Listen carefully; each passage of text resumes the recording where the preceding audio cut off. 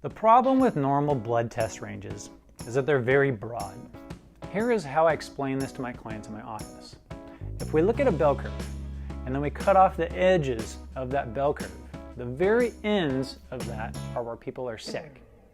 In the standard reference range, i.e. normal, is what is left over. Now, in the conventional medical world, it tends to be a very black or white situation. So if you're not sick, by default, it must mean that you're healthy, which is not a really good way of looking at things. A good example is scurvy. The RDA for vitamin C is between 65 and 90 milligrams per day, which is barely above the 10 milligrams necessary to just not get scurvy and have your teeth fall out. Now, this is in contrast to the often recommended vitamin C dosage of many natural, functional medicine, alternative medicine practitioners of up to 2 to 3 grams per day, or even more if you're getting an IV, or if you're working your way to tolerance, or if you have a specific condition you're taking it for. So what is an optimal range? The optimal range we're looking for is a much narrower range. We want to avoid the gray areas on the end of that bell curve. The gray area tends to be a slippery slope. If we have 1 or 2 markers in that area, it's probably not too big of a deal.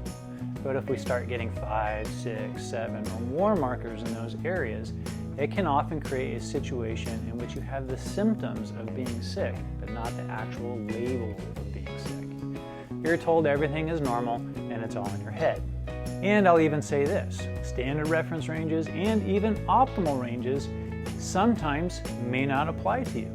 You may be an individual that needs your optimal range shifted one way or another based off of your physiology. So the goal with the functional medicine calculator and the optimal range is to get as many of the basic blood markers into that optimal range so your body has the basic building blocks it needs to get and to stay healthy. Without a good foundation, nothing else matters. You have to have good building blocks to build a good temple. Your body is the most precious thing you will ever own. You better take care of it.